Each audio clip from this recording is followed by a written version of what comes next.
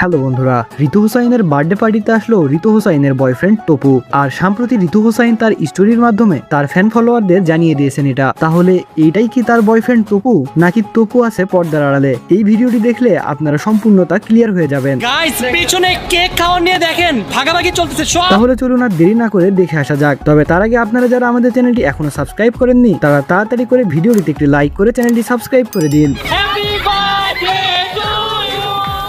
বন্ধুরা, আপনারা সকলেই জানেন ঋতু হুসাইনের বয়ফ্রেন্ডের নাম হচ্ছে তপু। আর ঋতু হুসাইন কিছুদিন পর পর এই নামটি দিয়েই তার ইনস্টাগ্রাম আইডিতে পোস্ট করেন, কিন্তু এখন পর্যন্ত ঋতু হুসাইনের এই বয়ফ্রেন্ডের ফেস কারো সামনে আনেননি তিনি।